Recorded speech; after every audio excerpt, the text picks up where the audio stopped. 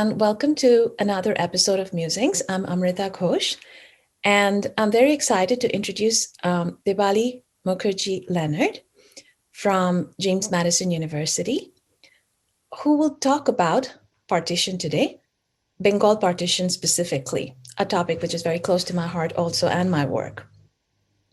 Dr. Debali Mookherjea-Leonard holds a PhD from the University of Chicago and is professor of English and World Literature at James Madison University. She's the co-editor of The Indian Partition in Literature and Films 2014 and the author of Literature, Gender, and the Trauma of Partition, The Paradox of Independence 2017. She also recently translated Sunil Gangopadhyay's Rokto, in translation Blood, last year in 2020. Dr. Mookherjea-Leonard has contributed to anthologies and journals from India, the UK, and the US. Her research has been supported by fellowships from the American Association of University Women, the American Institute of Indian Studies, and the National Endowment for the Humanities. Welcome, Dr. Mookherjea-Leonard. Thank you, Amrita. Thank you very much for having me. So I want to start with your new book on partition. And it's fascinating in the extensive research on literature from Bengal on the partition, but it also has this comparative arc with other writings of partition. And when I read the preface of the book, something struck me as fascinating. And I'm going to quote from the book here, the preface of it right now. Quote, "This project is not about who I am. Instead, it is about my interests, about missing for a long time the Bengal story in academic writings and conferences on the partition," end quote. And later you also mention, it is also a tribute to your city, Calcutta, a city that was, you mentioned, quote, reconfigured by the violence and displacement from partition, end quote. This really struck me because as second or third generation subjects post-partition, albeit in a diasporic situation, can it be said that it does become a part of who we are in India, Pakistan, Bangladesh, and in some ways haunts us even if we are removed from it? Somewhere we have all heard or have been connected to partition stories, or the idea of mass violence lurks as a shadow within us. So is it possible to sever the you or the us from this project completely? Again, thank you for having me and thanks for the great question. Well, no, it is, of course, it isn't possible to sever those ties of place, of history. But what I was trying to point out is that my work on the partition is also about the production of knowledge, not just a reworking of identity. The reason I say this is because while working on the project, I was repeatedly asked if members of my family were victims of the partition, if they had been subjected to the displacements and dispossessions that so many refugees endured, that if it was my family's sufferings which constituted the reason behind my interest in the subject. My immediate family was not subject to the trials of the partition. My distant relatives, one of my grandmother's uncles, who was a longtime resident of Lahore, encountered some violence and had to leave his home and thriving business and escape with his wife and children at a moment's notice. That's why the question regarding whether my family had been victimized by the partition makes me wonder if my writing or my research would have been any different had that been the case, if my family had been subject to partition's violence. I do not think so. I would like to believe that any researcher on either side of the border, Hindu, Muslim, even non-South Asian, who reads this literature and contemplates the historical context from which it arises, will come to the same conclusions as I did, or at least recognize as legitimate grounds on which I arrived at these conclusions. The experience that one has in reading this literature and confronting this history is one of the overwhelming of individuals by historical forces. And this is part of our own identities, something which we all recognize, that in fundamental ways, the things that have shaped who we are beyond our control. And it is out of the empathy that arises from that recognition that the genuinely humanistic impulse derives. So what I wanted to emphasize is that it is possible to have an intense academic engagement with a subject without being a victim. More recently, during the Q&A at a conference where I presented a paper on the Bangladesh War, a member of the audience asked me about some finer points of pre-liberation war history. Following my response, he said, "At first I thought you were from India, but now I realize that you are from Bangladesh." I was, of course, flattered, but he was assuming that my familiarity with the subject derived from my origin. But in fact, my family is not from Bangladesh. And this is my point, that it is possible to be absorbed in a subject without it being always tied to one's identity. Thank you. And as a scholar of partition studies myself, I was really interested in the book, also in the discussion you have on the differences between writings emerging out of the partition from the eastern and the western border. In the book, you refer to research that distinguishes writings from the Punjab side, and mainly representing pain, madness, suffering, whereas the Bengal literature, the Bengal partition literature, is read or understood in metaphysical terms more about the mind and the soul. Can you elaborate on this particular distinction on the literatures from both sides? And I also wonder can there not be intersections in the themes of pain, healing, trauma of the mind and soul, and also about deracination in both sides of the writings? Absolutely. I think to some degree, the writings are, of course, shaped by the nature of the borders themselves. In the Punjab, there was the dramatic eruption of violence, and the borders were closed down immediately with partition. Whereas in Bengal, the borders are much more porous, the partition is a much more diffuse and extended process. The border runs through rivers, through fields of paddy, and thus it has facilitated migration when it comes to Bengal. And it has actually continued for a very long time, whether it is around 1950s when the communal violence broke out, or it is during the Bangladesh War when there was large-scale migration into India, or after the 2001 elections in Bangladesh, when again a very large number of Hindus moved to India. My point is that in the case of the Western border, the focus is more, there's a lot of focus on violence. It's about what the human body was subjected to. In Bengal, it's not like violence didn't happen. Of course it did. It started with the Great Calcutta Killing, which it was... Direct Action Day was declared the 16th of August, 1946. But the Great Calcutta Killing lasted from the 16th through the 19th of August. And my grandparents actually have stories about what they witnessed at this time. And then,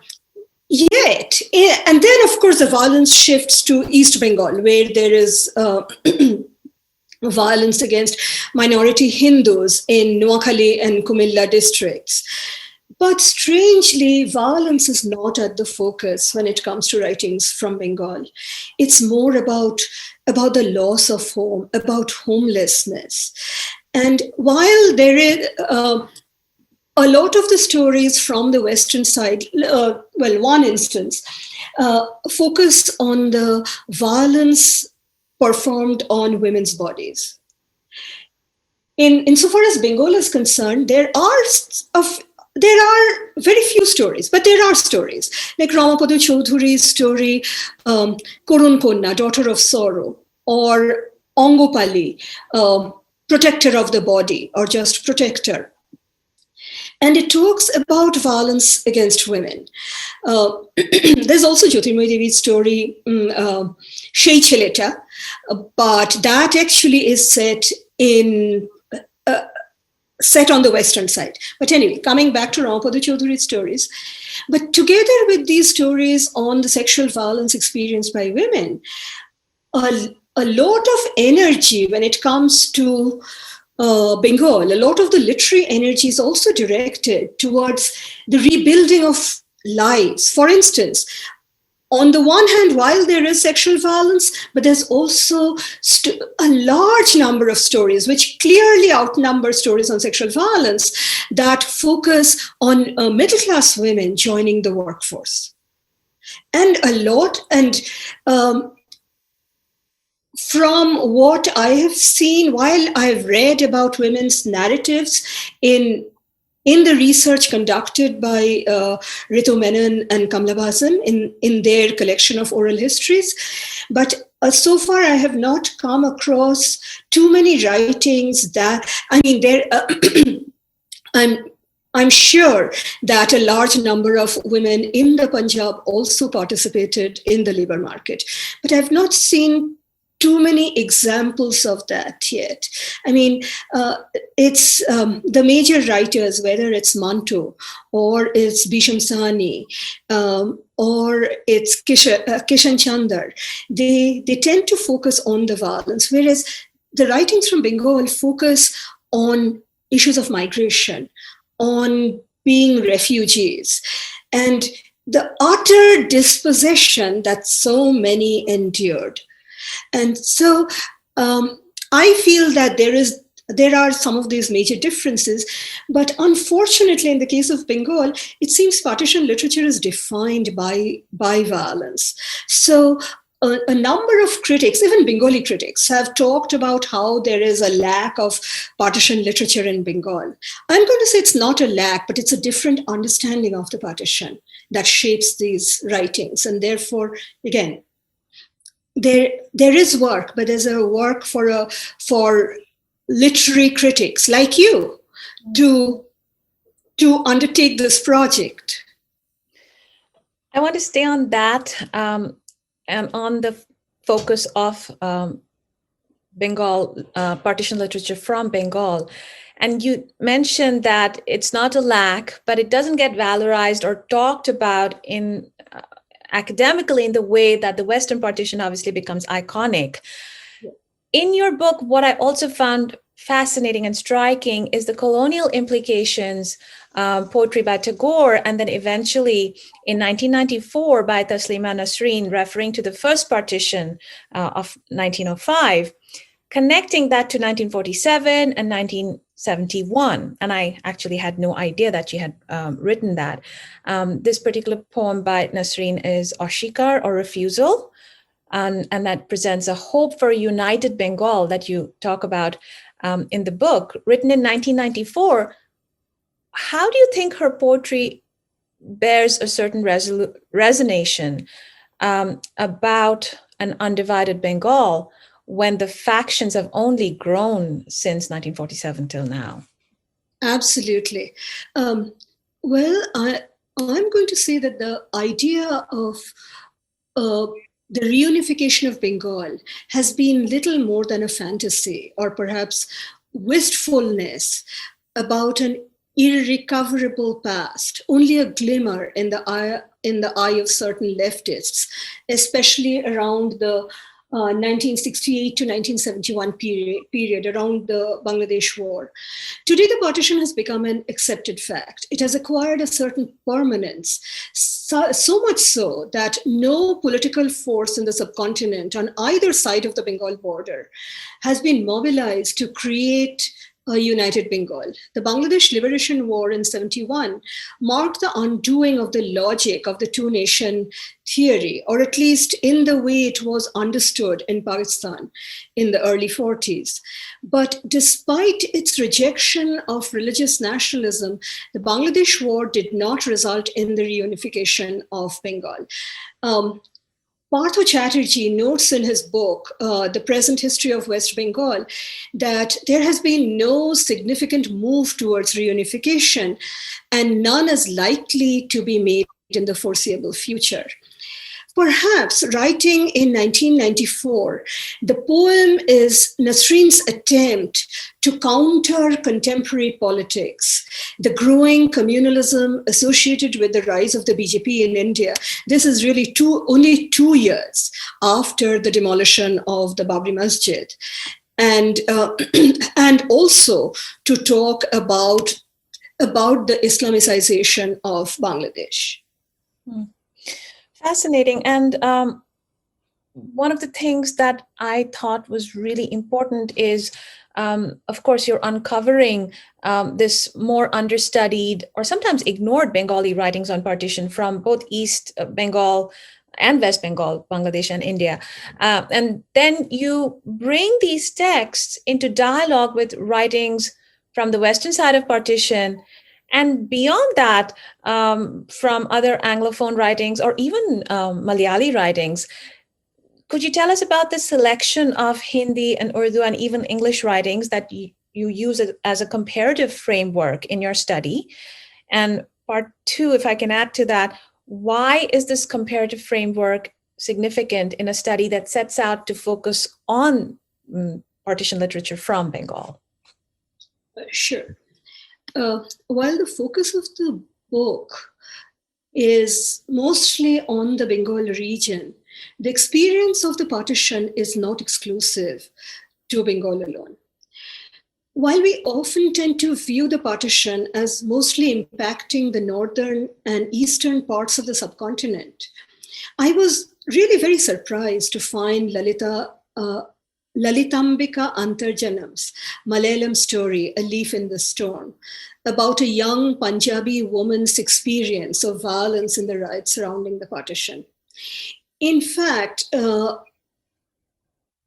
Antarjanam's Cast Me Out If You Will, her collection comprising of her memoir and short stories, was quite a find for me back in 2003.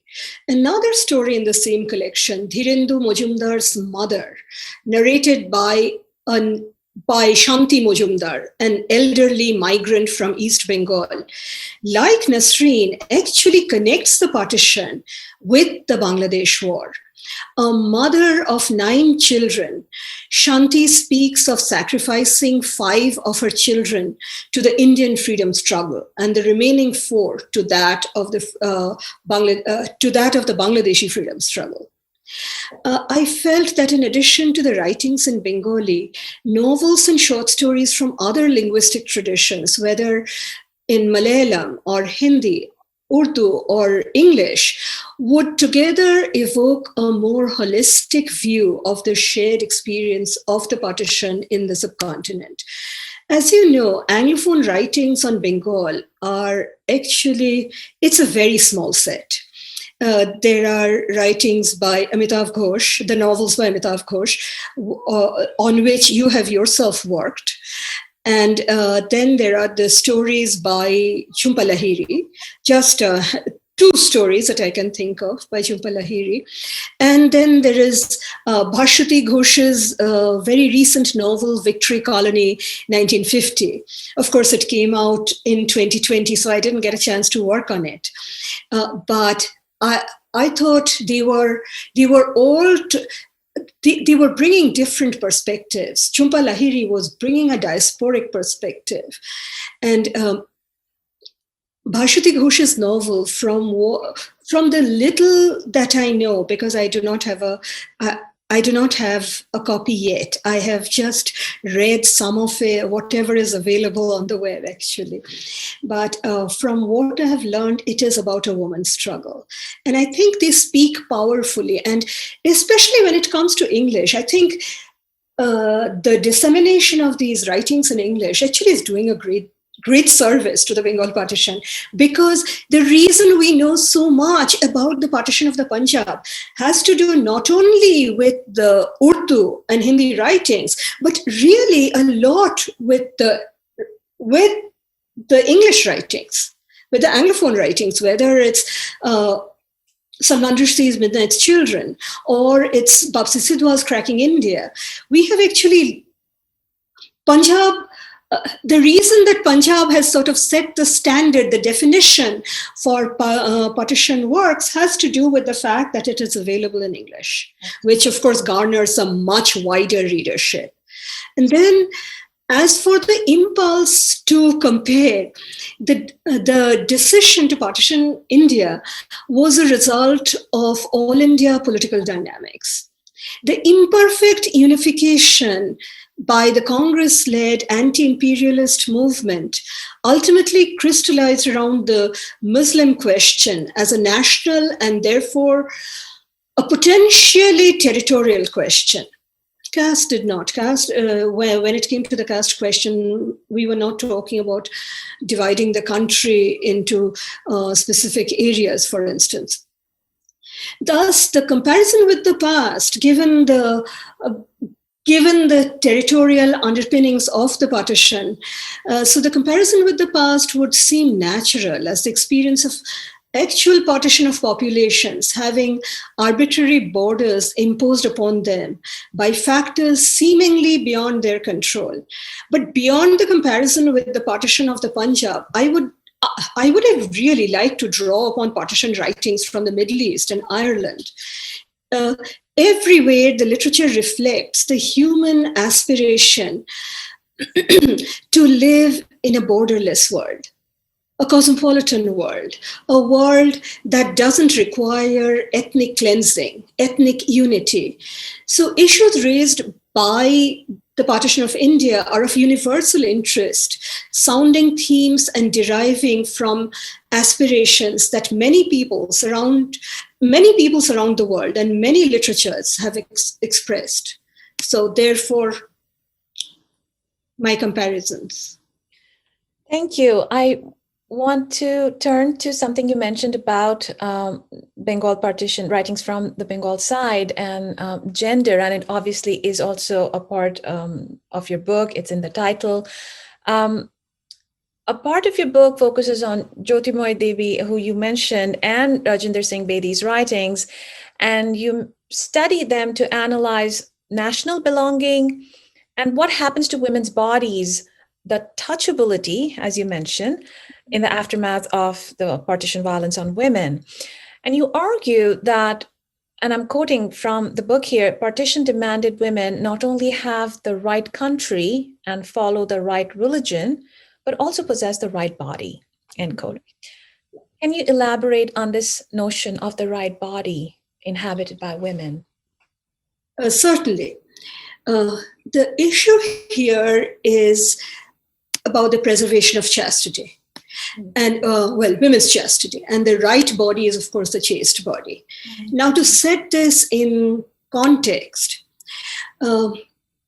gender historians, and actually more importantly, Partha Chatterjee, argues that well before demands for self-determination and political freedom began, before they began to define nationalist activity, it was in the arena of culture that Indian nationalism established its claims of sovereignty. If the native man, because of his exposure to colonialism, having to spend much of his time in the public sphere, if he was obliged to submit to the demands of modernization imposed by the colonial state, it was counterpoised by the woman's firm allegiance to her inner essential national self. Thus, protected from the forces of colonization, she was considered untainted, pure. The nationalists' ideological reconstruction of womanhood, interarticulated with Hindu religious discourses and in conjunction with the myths of Sita and Savitri, establishing chastity, devotion, submission, almost as national virtues for the ideal Hindu woman. Well, when I'm saying the ideal Hindu woman, I'm really talking about middle class and upper middle class women. So mandatory monogamy and chastity for women constituted the bulwarks of tradition and were in consequence pivotal to the self-definition of a culture that considered itself spiritually free and superior, but nevertheless held subject to another materially more advanced. So whether the issue was shotidaho, concremation, the widow's sacrifice of her life on her husband's funeral pyre, or the legalization of widow remarriage, the raising of the age for cohabitation, or even education of women, the haunting anxiety was related to the management of female sexuality. Reformist and revivalist brands of nationalism did not, of course, invent chastity. The discursive production of chastity, of sexual purity, as part of a political ideology of gender, dates back at least to the time of the Manav Dharma Shastra, around 100 CE. But the newness was the political privilege, the immense prestige and visibility that chastity acquired in the shift from a principle of governance to a political prerequisite for belonging. It was the location of a struggle of discourses on manhood, nationhood, and ideal citizenship, the site on which Indian identity was itself poised. Thank you. Given the value, I'm sorry. Go ahead. I was actually going to exactly talk about the manhood and the gender aspect of it. Please. Yeah, I'm sorry. Well, what I wanted to say was, given the value placed on preserving women's chastity, the violated woman, the woman touched by the other, was considered unacceptable within the Hindu home.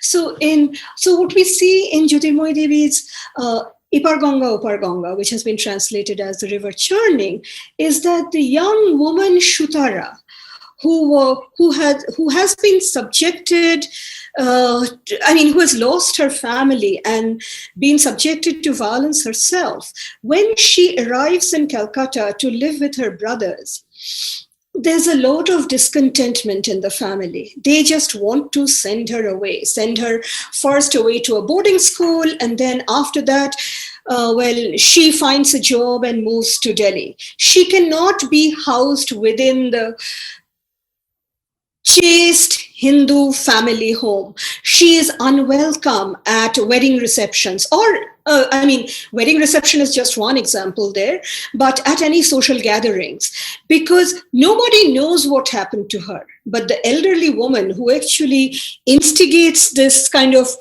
rejection of Shutara speaks of it I may not be quoting her exactly, but she says something like, and what happened to her, that which no one speaks about. She's, of course, talking about the violation of Shutara's sexuality.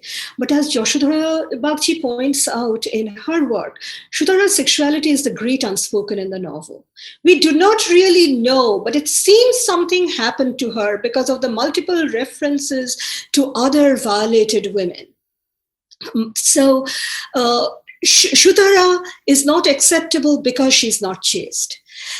In Rajinder Singh Bedi's story, Lajwanti has come back. She bears no scars of what she has endured. She has no children, but her husband her husband shows this excessive devotion towards her.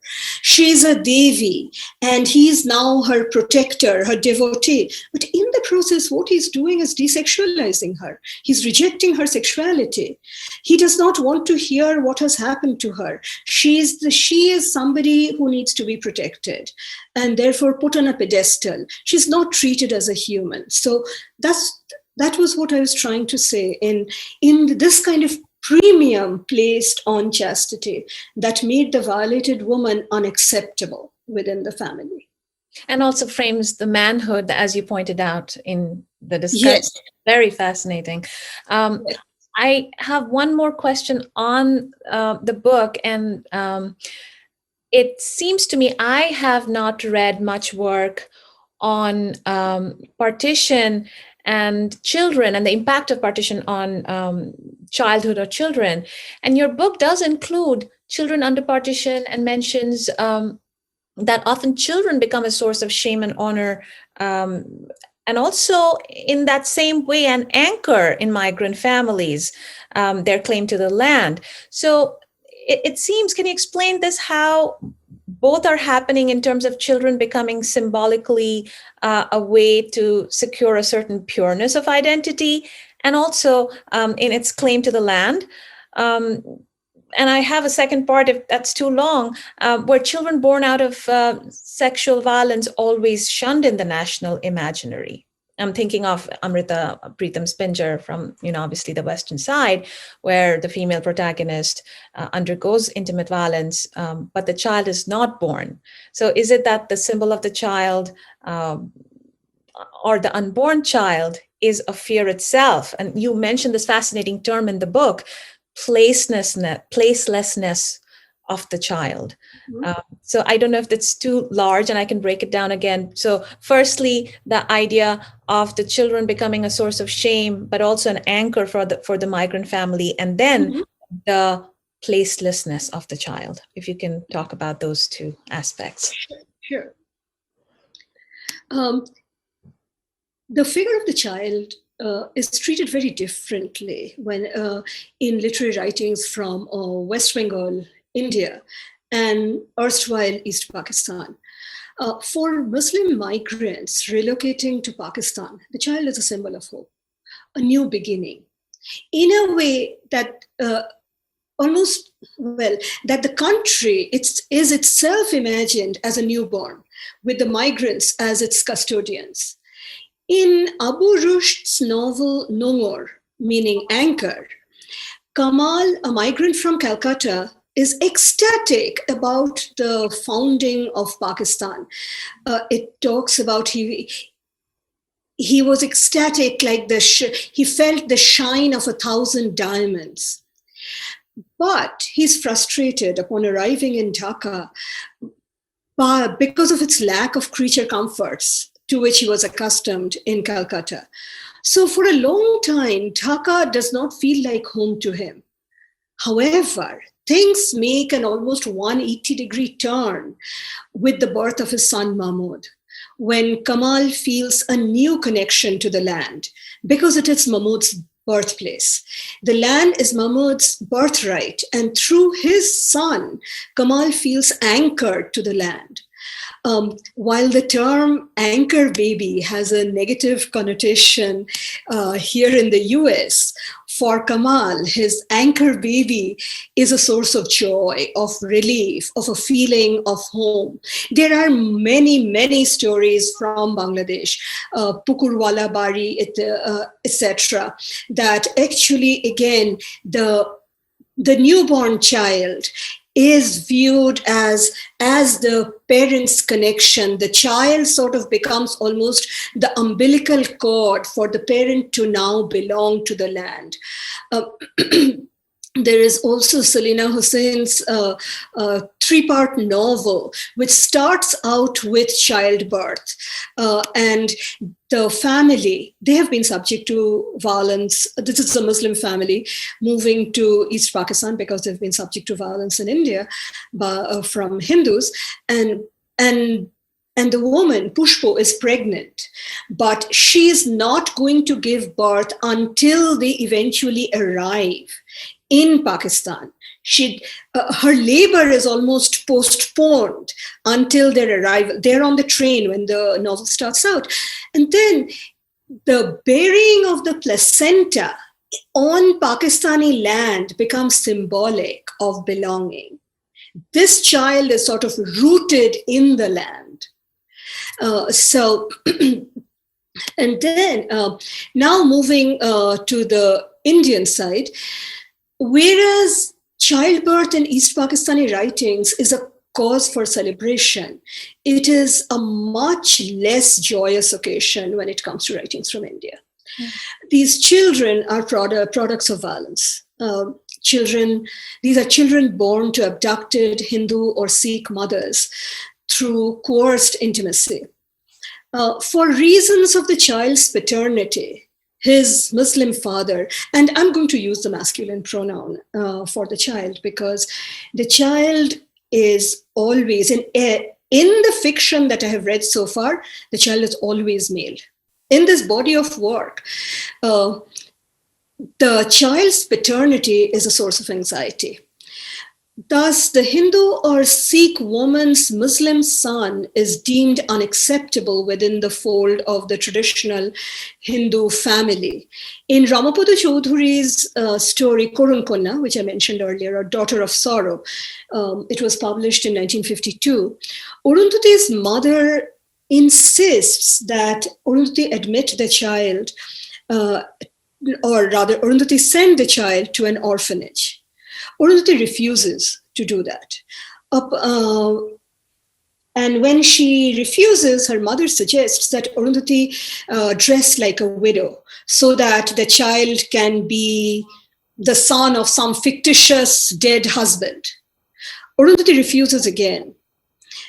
But when she meets Shubir after many years, Shubir, whom she had known from back in her village in what is now East Pakistan, she does not reveal to him that she has a child.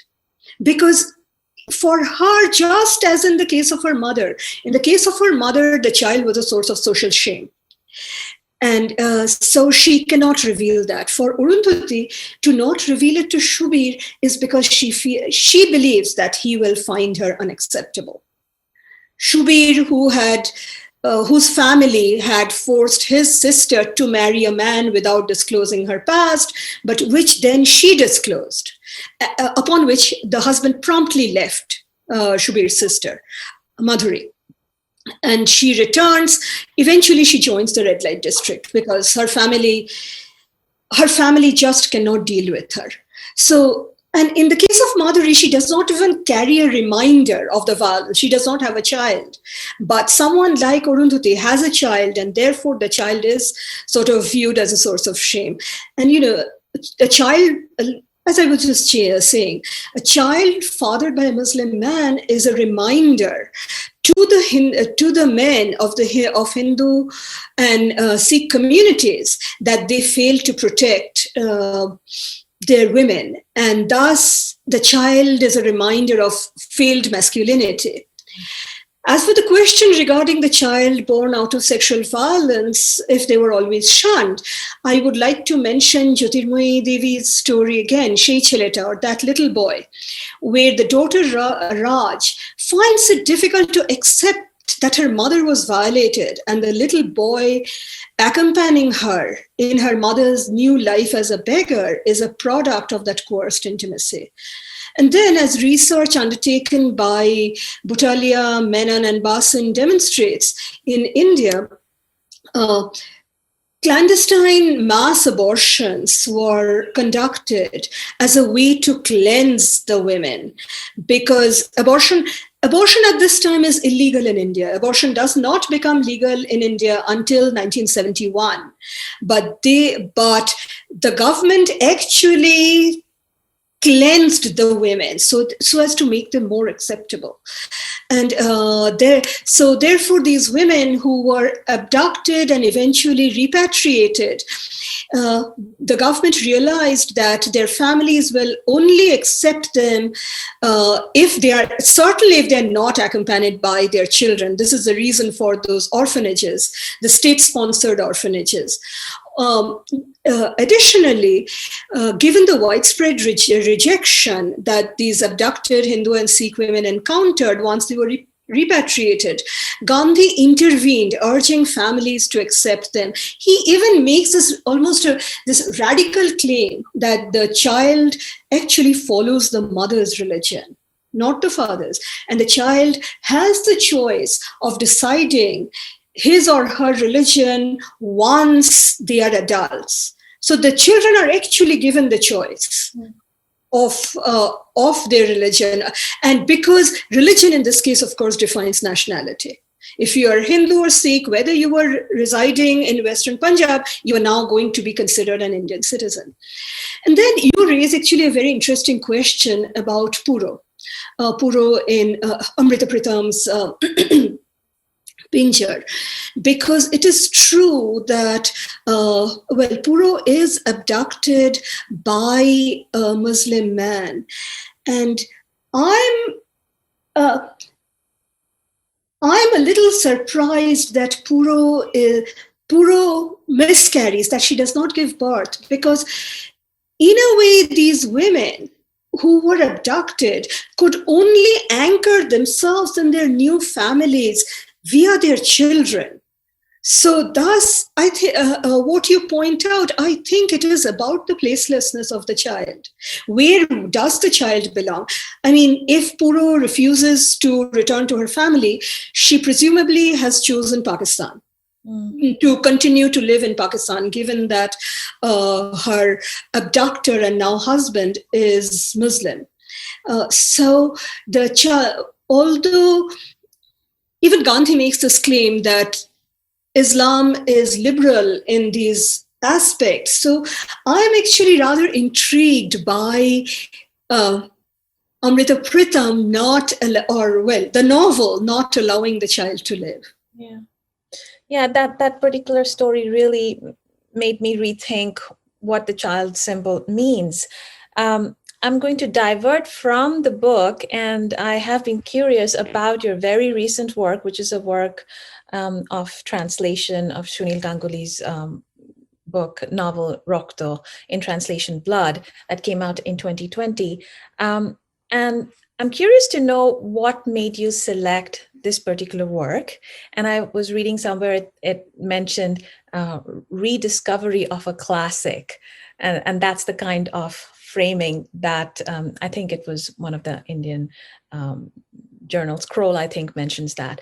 So what made you select this particular work for translation? And if you can give us a little more of the framing of this particular work, how you represent this work. Sure. In terms of scholarly work. Sure.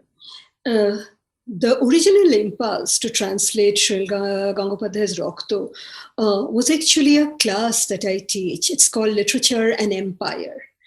And I realized that I was teaching mostly Anglophone writings.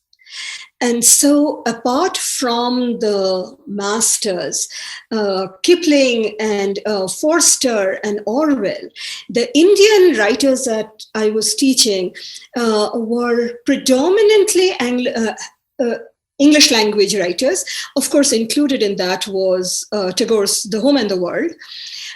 But so I thought it might serve my students better to have them read, even though in translation, some more Bengali works.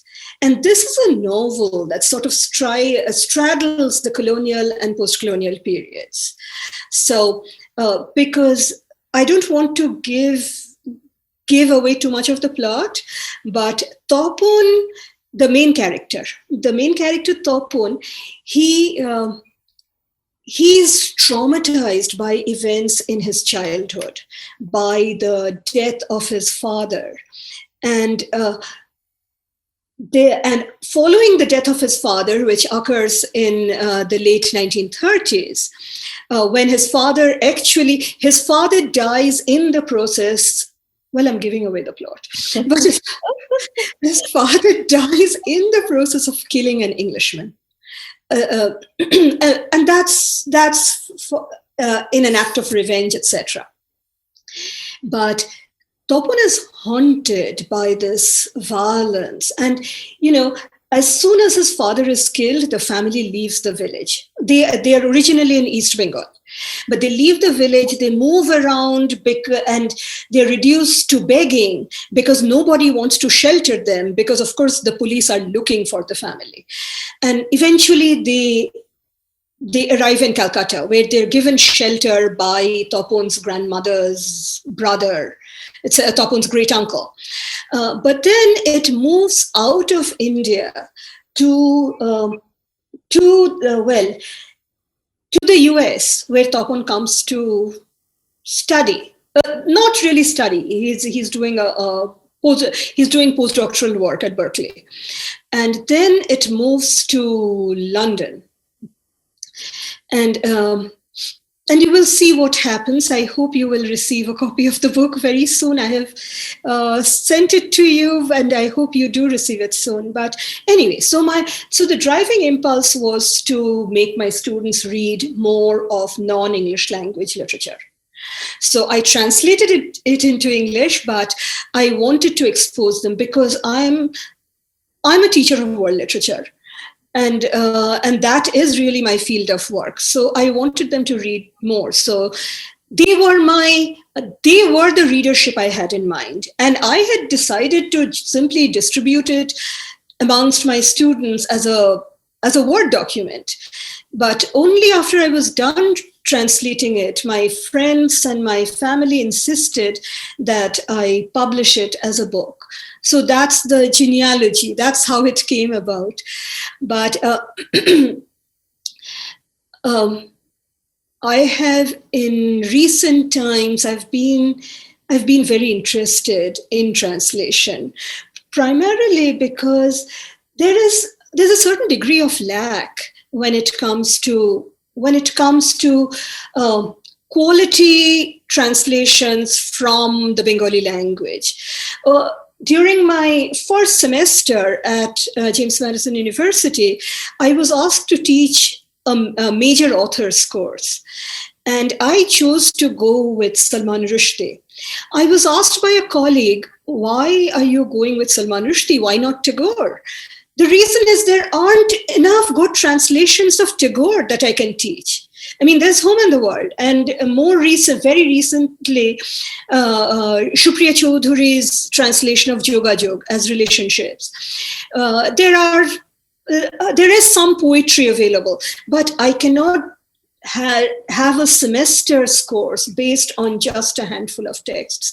So this is why I felt that apart from my interest in the partition, which is, I guess, will last me a lifetime, but I wanted to do something about teaching world literature, and therefore my translation.